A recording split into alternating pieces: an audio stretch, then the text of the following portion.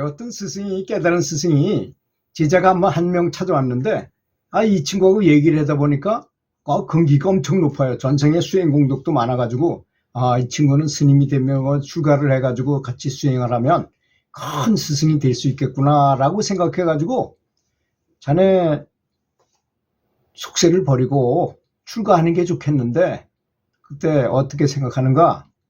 근데 이제 이 제자는 그 사랑하는 아내와 가족들, 그리고 형제들이 그 사람을 너무나 사랑하기 때문에 차마 그들을 버릴 수 없다고 말을 하는 거예요.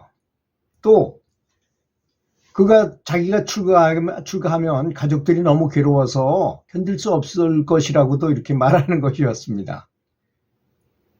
그래서 스승이 그 말을 듣고 그러자 이제 이렇게 말씀을 하시는 거예요. 좋다, 그러면 너희 가족이 너를 얼마나 사랑하는지 내가 보여주겠다.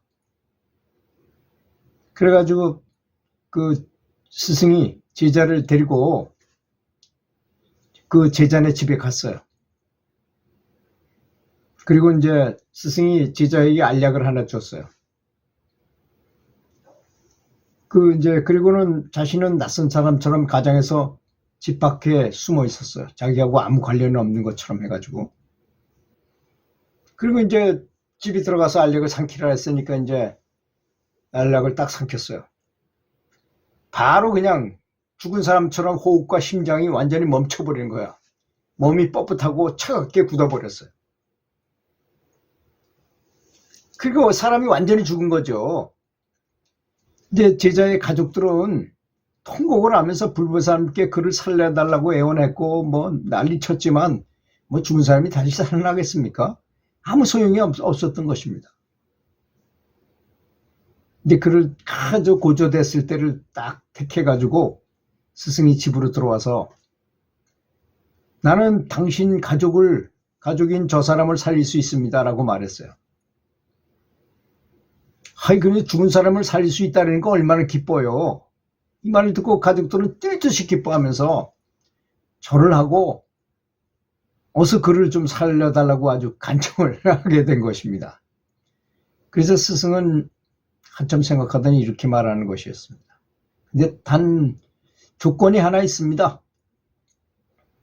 무슨 조건이냐면요, 내가 그를 살리려면 내가 그를 대신해서 죽어야 하는데, 나는 이 사람 별 알지도 못하는 사람인데 내가 어떻게 대신 죽을 수가 없잖아요.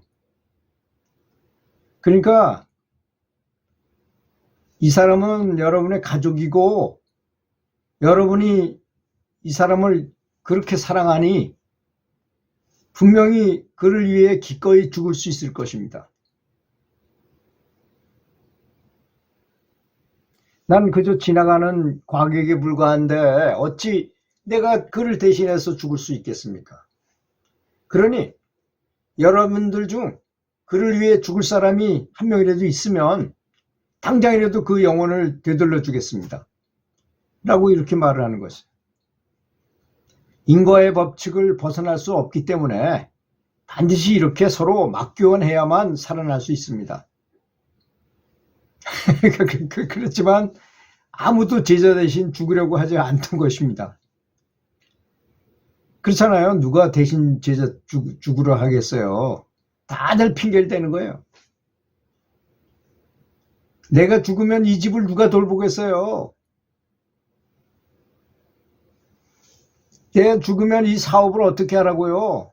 하는 식이요. 또 그 안에 또한 그를 매우 사랑해서 그가 죽는 것을 보고 통곡하며 땅바닥을 뒹굴었지만 안 돼요. 내가 죽으면 이 두 아이는 누가 길러요? 라고 말했던 것입니다. 이렇게 이제 계속 아무리 권하고 그래도 대신 죽어줄 사람은 아무도 없는 거야. 이렇게 되니까 주변에서 이제 한치 건너 두치라고 이제 친척들이 좀 관계가 좀 먼 친척들이 모여서 말을 했어요. 아이, 참 죽으면 사람이 죽으면 끝이잖아. 이왕 죽은 사람인데 아이, 산 사람하고 어떻게 이걸 바꾸겠는가. 그냥 화장하고 끝냅시다. 그럴 수밖에 없잖아요. 그렇지 않습니까? 그러니까 그 말을 듣고 제자가 뻘떡 일어났어요. 이제 다 듣고 있었던 거죠. 상황을 다 보고 듣고 할 수 있었어요. 그러면서 그런 중에도 난 죽지 않았습니다. 그리고는 두 말도 안 하고 그냥 바로 스승과 함께 출가를 했다는 얘기가 전해오고 있습니다. 이게 인도에 진짜로 있었던 인도의 민화 중에 있는 이야기거든요. 그러니까 사람이 남을 대신해서 해줄 수 없는 거 많아요.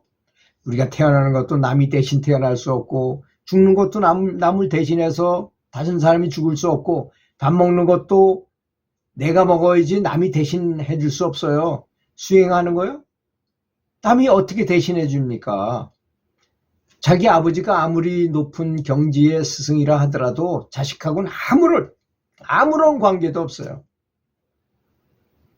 오직 진리를 사랑하고 법을 구하는 자만이 전혀 내 혈육이 아니다 하더라도 멀리서 온 다는 여자건 남자건을 떠나서 그런 사람이 그분의 법력을 이어받게 된다는 것이죠. 제가 가장 좋아하는 이야기 중에 한 가지 더 해드리겠습니다. 한번 얘기한 적이 있었죠. 타이난 스승이라는 사람이 이 세상에서 활을 제일 잘 쏘는 사람인데 그 활을 워낙 잘 쏘니까 굉장히 유명해가지고 많은 사람들이 배웠어요. 그 사람한테. 그래서 배우다 가만히 보니까 이 사람이 인기가 좋아지다 보니까 가장 가르치기 쉽고 가장 효과 있는 대로 가려고 할 거 아닙니까? 사람은 다 누구나 그렇잖아요. 그래가지고 왕자들을 가르치게 됐다 그랬잖아요. 그래서 왕자들의 스승이 됐어요. 왕자들을 가르치고 있는데 어떤 천민이 그 타이난 스승한테 그 활 쏘는 비법을 배우고 싶어가지고 한번 찾아갔어요. 그래서 스승님, 저도 활 쏘는 법 좀 가르쳐 주십시오 했더니, 야 이놈아, 나는 왕자들을 가르치는 스승인데 너 같은 천민 같은 놈이 어떻게 나한테 그런 걸 배우려고 왔냐? 안 된다, 가라. 근데 이 청년이 이 스승을 자세히 쳐다보더라는 겁니다. 그러더니 갔어. 가가지고 뭘 했느냐?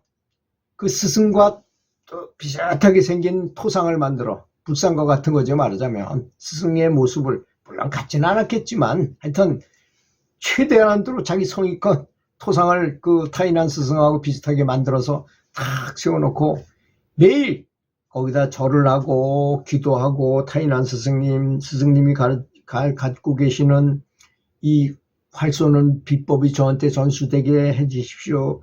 감사합니다 하면서 타이난 스승님을 계속 부르는 거야. 그렇게 하고 나가서 활 연습하고 또 들어와서 타이난 스승님 덕분에 훈련 잘했습니다. 저도 스승님처럼 활 잘 쏘는 사람이 되게 해주십시오 하고 타이난 스승님을 계속 부르는 거야. 그러다 어느 날 지나가는 개를 보고 주위를 당겼어요. 근데 이빨 사이에 딱 낀 거야, 화살이. 개는 하나도 다치지 않고. 이게 바로 타이난 스승이 갖고 있는 아주 비법 중에 비법이거든요. 아무나 할 수 없는 거죠. 다른 방법이 얼마나 많습니까? 그런 건 이미 다 초월해서 최고의 수준에 거기 맞췄다는 거 아니겠습니까? 그러니까 개가 깽깽깽 해서 갔는데 마침 또 그게 왕자들이 키우는 개였어요. 딱 들어간 거 보니까 타이난 스승이 보니까 어떤 사람이 자기의 비법으로 여길 맞췄으니 얼마나 놀라겠어요. 그리고 왕자들도 열받는 거야. 아니 스승님, 어떻게 우리한테는 이런 비법을 전수 안 해주시고 다른 누군가한테 이거 전수해가지고 이런 사람이 있지 않습니까? 그럼 너희들이 한번 가서 찾아봐라. 그래서 이렇게 나가보니까 어떤 동구밖에 허름한 집에 어떤 청년이 하나 앉아가지고 뭐 토상을 앞에 하나 놓고 앉아서 명상을 하고 있는데, 여보게, 자네가 이 개에 활을 쏜 사람인가? 맞습니다. 당신이 어떻게 타이난 스승의 비법을 배웠는가? 그랬더니, 그 전에 한번 제가 찾아갔지 않느냐. 그래서 나는 천민이라고 쫓겨났지만 스승을 잘 보고 스승의 토상을 그려놓고 매일같이 이름을 부르면서 경배를 하고 와서 연습하고 연습했더니 어느 날 그 비법이 나한테 전수됐다, 이런 것입니다. 여러분, 이 말은 아주 굉장히 중요한 의미를 갖고 있는 말입니다. 우리가 연불을 하는 이유도 그거거든요. 이런 것을 이해해야만, 이런 일련의 과정들을 다 이해할 수 있어야지 큰 진보를 이룰 수 있게 되는 것입니다. 연불을 해도 연불의 효험을 갖게 되는 것입니다. 이런 것, 세상 모든 것은 다 허망하다. 또 부처님 또는 스승을 극 존중하게 되면 그 스승의 비법이 나한테로 그대로 전수된다는 것을 의미하는 아주 좋은 이야기라고 생각합니다. 들어주셔서 감사합니다.